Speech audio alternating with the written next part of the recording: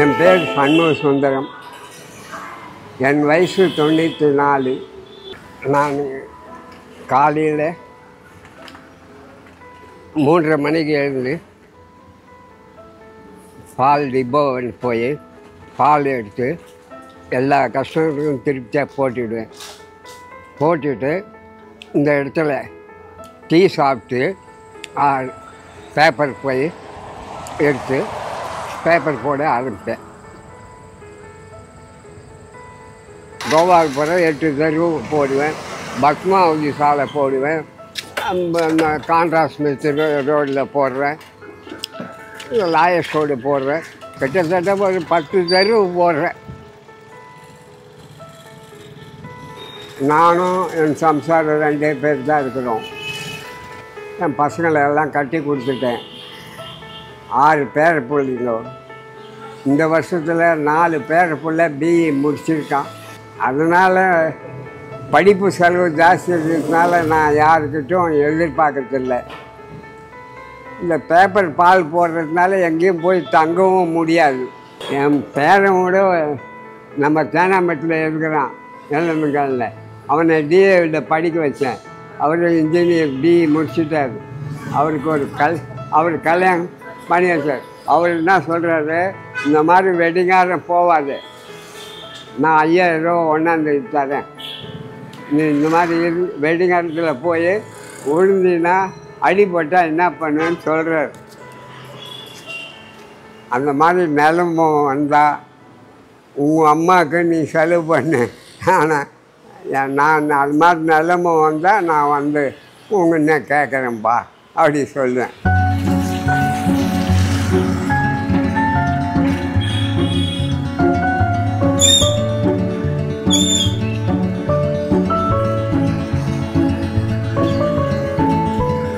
எனக்கு சுகர் கிடையாது, ப்ரெஷர் கிடையாது, எந்த இதுவும் கிடையாது. அதனால் இது வரல, எதுவும் எனக்கு அப்படி வரல. என் சம்சாரம் மட்டும் 5 பொண்ணுங்களை 10 பேரங்களுக்கு வேலை செய்து அவங்க அம்மாவை நாங்கள் இட்டுனாந்து வச்சுருந்தோம். இங்கே அவங்களுக்கு சௌகரியமாக இருக்குதுன்னு இங்கே இருந்தாங்க. அவங்களுக்கு இதெல்லாம் செய்யறதுனால அவளுக்கு சுகரு, ப்ரெஷரு எல்லாம் இருக்குது.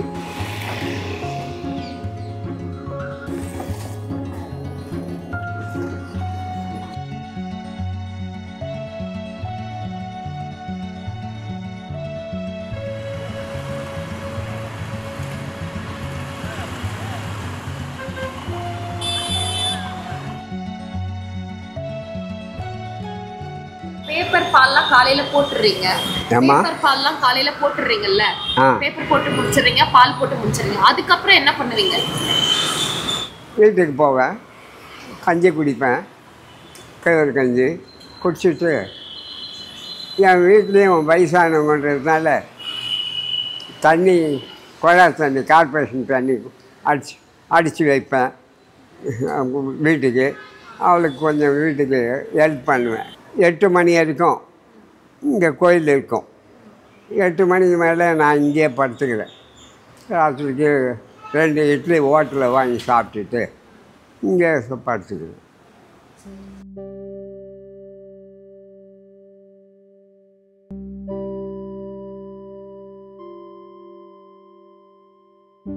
நான் ஒரு 100 பசங்களை நான் வெஸ்ட்லியில் படித்ததுனால ஆல்ஸ் கார்டனில் எஸ்சின்றதுனால நான் ஸ்மால் ஸ்கேல்ன்றதுனால சர்டிஃபிகேட் கொடுப்பேன்.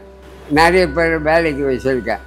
நான் சிம்சன், அடிசன் 50 கம்பெனி வேலை செய்து நம்ம சொந்தமாக வைக்கிறதுக்கு எந்த ட்ரேடு நல்லா இருக்கும்னு 50 கம்பெனி வேலை செய்து கடைசியாக சொந்தமாக 1950 சுதர்சனத்தின் பக்கத்தில் நான் போட்டேன் கம்பெனி ஆட்டோமொபைல் பண்ணேன்.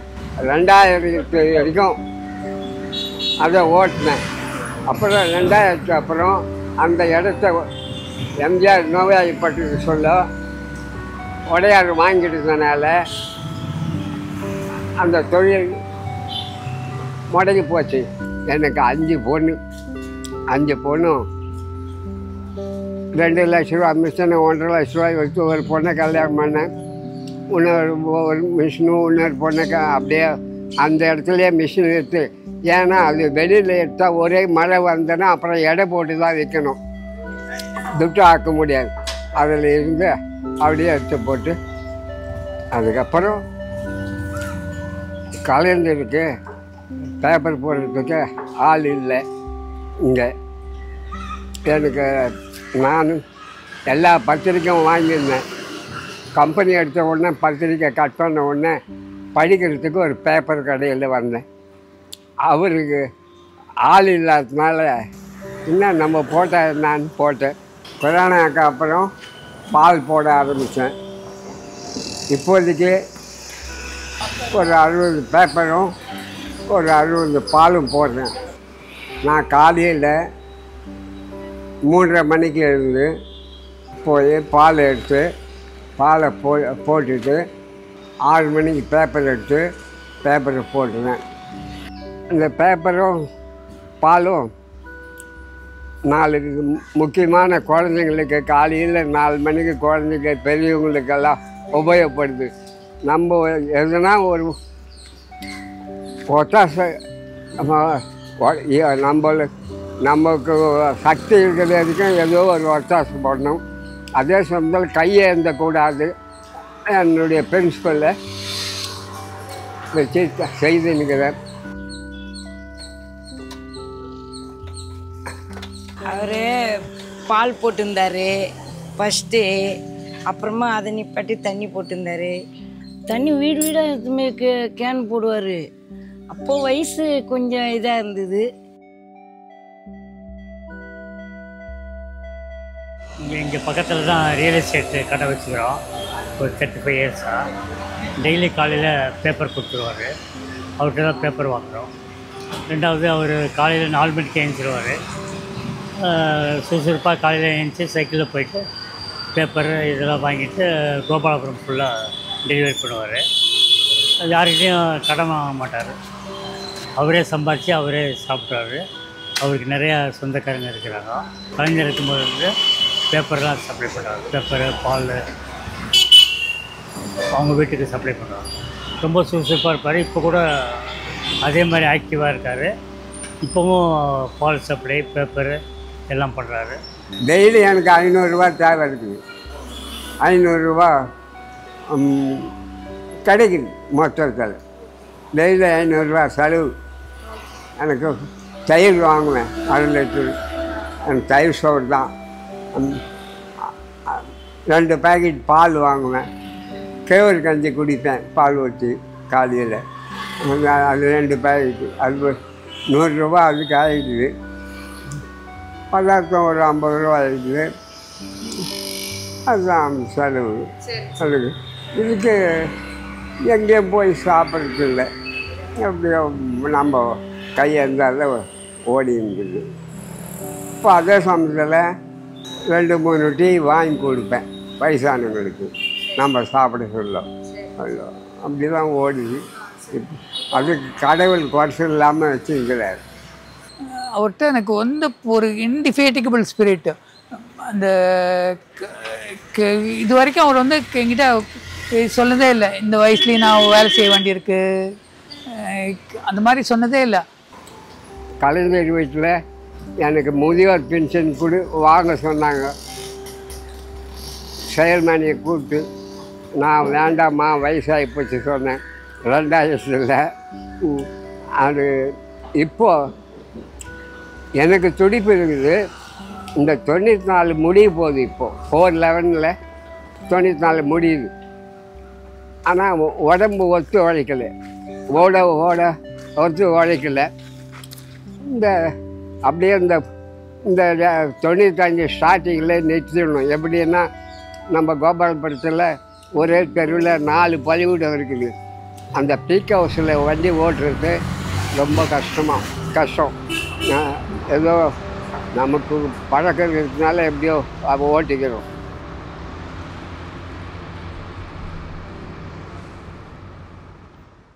ஒரு வீடு வாங்கினா ஒரு சின்ன வச்சு அப்பாவி இருக்கணும் அப்படின்னாங்க. இப்போது ஒரு ஸ்கொயர் ஃபீட்டு கூட விடுறதில்லை. வெளியாள் வரக்கூடாது, நாயை வச்சு நாயை கட்டி வச்சுக்கிறான். அதான் அப்படியோ. தர்மம்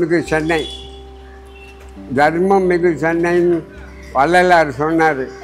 அப்படி சென்னை இப்போ மாறி போச்சு. கொஞ்சம் கூட பயம் இல்லாமல் மக்கள் பணத்தை அவன் சாமர்த்தியத்துக்கு வந்த மாதிரி எதனா ஒன்று பண்ணி தான் மெட்ராஸில் இருக்க முடியும். அப்படி ஒரு நிலைமை ஆகிப்போச்சு. இன்னும் ஒரு 2 வருஷத்தில் இந்த பாதாள ரயில்கள்லாம் ஓட ஆரம்பித்தோடனே தண்ணி கிடைக்காது.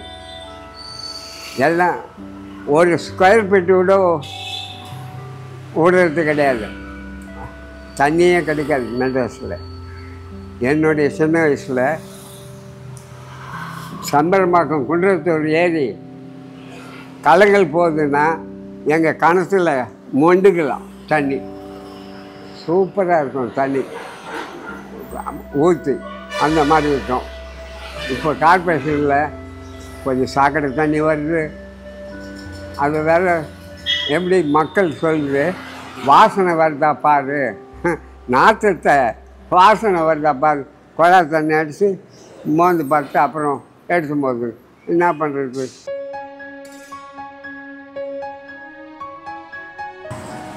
ஏதோ நம்ம காலத்தை ஓடி ஆடி பண்ணுறத திட்டமாக என் செலவுக்கு பண்ணி ஒரு திருவிக்கா மணிமண்டபம் ஐயா பெரியாரும் திருவிக்காவுக்கும் சேவை செய்திருக்கேன் சின்ன வயசில்.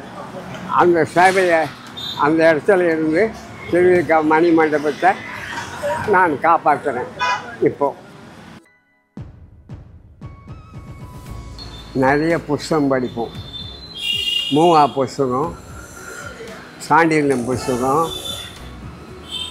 அந்த திருவிக்கா புஸ்தகம், நிறைய புஸ்தகம் படித்ததுனால ஏடுகளாலும் எல்லா ஏடும் படித்ததுனால நாங்கள் உடம்ப பத்திரமாக காப்பாற்றணும். இப்போ இருக்கிற பிள்ளைங்க காலையில் எழுந்து இப்போ இந்த செல்ஃபோனை வச்சு பொம்மை பார்த்துக்கிட்டே காலங்க தள்ளிடுதுங்க. இது எங்கே போய் முடியுதோ தெரியல. இப்போவும் சைக்கிளில் மாதத்தில் ஒரு தடவை திருவள்ளுவர் வீடு சித்திரக்குளம் சொல்லுவாங்க, சித்தர் குளம், அங்கே சித்தர் சமாதி, அதை பார்த்து பாமன் சாமி இந்த இடத்துல தங்கி இருந்தார். அவர் தான் இந்த கோயிலை நிறுவந்து. பாமன் சாமி கோயில் திருவத்தூர் கோயில் பட்டணத்தாரை பார்த்து 5 சித்தர்களை பார்த்து கும்பிட்டுட்டு வருவேன். சரி சரி. இப்போ என்னைக்காவது வந்து லீவ் போட்டிருக்கீங்களா நீங்க? ஆமா. என்னைக்காவது வந்து இப்போ பால் போடுறது இல்ல வந்து பேப்பர் போடுறதுலாம் திடீர்னு உடம்பு முடியாம நம்மளுக்கு போயிடல, அந்த மாதிரி என்னைக்காவது லீவ் எடுத்திருக்கீங்களா நீங்க? கான்சென்ட்ரேட் என்னமோ என்னை பொறுத்தவரை வரல, அந்த மாதிரி அசம்பாவியம் எதுவும் இல்லை. இருந்தாலும் ஒரு மாத்திரை போட்டுட்டு தண்ணி குடிச்சிட்டு போட்டு வந்துடுவேன்.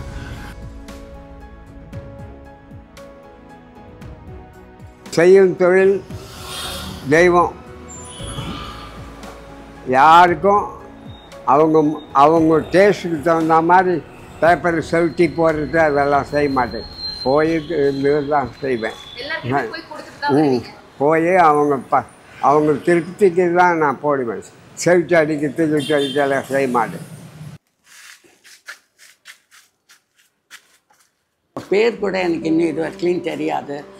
ஆனால் அந்த மாதிரி ஒரு குட் ஹார்ட்டட் மேன், ஒரு நல்ல மனசுள்ள உழைக்கிற தெய்வம்னே நான் சொல்லுவேன். நான் வந்து இந்த பார்க்கின்சன்கிறதுனால நான் கொஞ்சம் இது டவுன் ஆகிட்டேன். என்னால் நடக்க முடியாது. என்னோடய மசில்ஸ் எல்லாம் அப்படியே டைட்டன் ஆகிட்டுருக்கு. அவர் ஒர்க்கிங்னாலையா இல்லை அவரோட ஒரு விழிப்புணர்ச்சி இருக்கு பாருங்க, அந்த ஒரு நானே இருக்கணும். அவங்களுக்கு பிள்ளைங்கள் எவ்வளோ, அவர் எங்கே தங்குறார் ஒன்றும் தெரியாமல் இருந்தது. அவர் சைக்கிளில் வந்து அந்த பாலை வாசலில் தான் நாங்கள் போட சொல்லுவோம். அப்படி வாசலில் இந்த பை கட்டி வச்சு பாலை போடலைன்னா பால் பாக்கெட்டை இந்த மாடி கொஞ்சம் கூட இது பண்ணாமல் மாடி ஏறி வந்து என் வீட்டு வாசலில் ஒரு பை தொங்கும், அதில் போட்டுட்டு போகிற அந்த ஒரு இது இருக்குது பாருங்க உங்களுக்கு. அது ஆர்வமாக என்ன இதுன்னு தெரில. காது கேட்காது, கண்ணு சுமாராக தெரியும், நடக்க முடியாது. ஆனால் சைக்கிள் ஓட்டிகிட்டு போய் பேப்பர் டிஸ்ட்ரிபியூட் பண்ணுறதுலேருந்து எங்கே தங்குறாருன்னு கூட தெரியாமல் இருந்தது. ஆனால் எங்கள் கோடியில் இதே ஸ்ட்ரீட்டில் ஒரு ஹோட்டல் இருக்குது, அது பக்கத்தில் ஒரு கோவில் இருக்குது, சின்ன மடம். அந்த முருகன் மடத்தில் தான் இருக்க அவரை நான் பார்த்துருக்கேன். இவர் பார்க்குறச்சே எனக்கு வந்து இவ்வளோ இந்த வயசில் தானே உழைச்சி தன்னோட காலையே நிற்கிறாருன்னு சொல்லிட்டு எனக்கு ரொம்ப நான் அட்மையர் பண்ணியிருக்கேன் அவரை. Is kind of hero to me.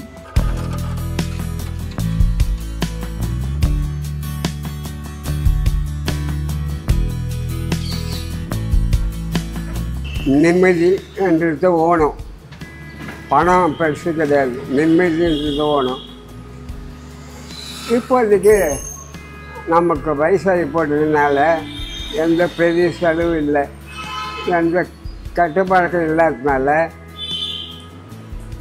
₹1 1000 நினச்சி வரத்தை திருப்தி கையில் கிடைக்கிறத திருப்தியாக தள்ளிங்கிறேன். ஆனால் இந்த 411 வந்தால் 94 முடியறதுனால எனக்கு மனசு இருக்குது, ஆர்வம், தொண்டு செய்யணும், அது செய்யணும், ஓடணும்னு. ஆனால் உடம்பு ஒத்து உழைக்கிறது இல்லை. அதனால் இந்த வருஷம் 94 411 யோசனை பண்ணோம்.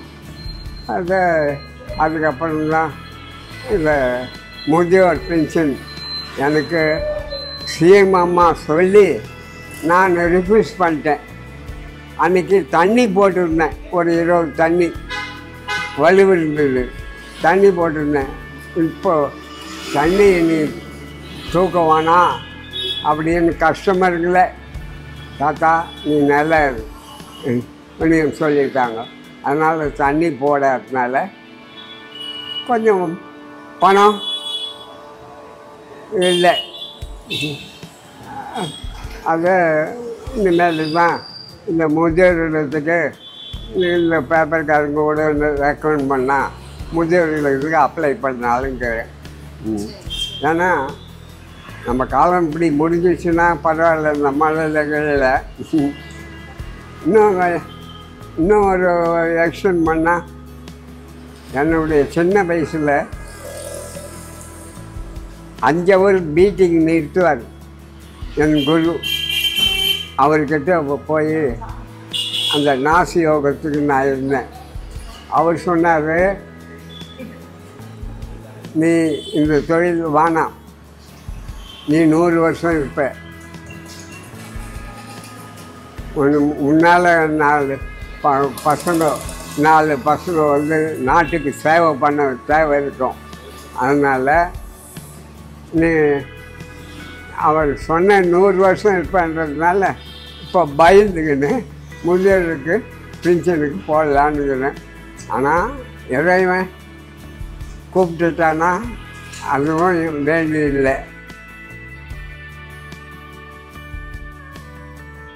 சக்தி நம்ம வாழணும், யார் மேலேயும் அதாவது டிபெண்ட்டாக இருக்கக்கூடாது அப்படின்னு அவர் பண்ணுறதை பார்த்தா நான் ஆகாயத்தை விட உயரமாக இருக்குது அவரோட இந்த பண்புகள்.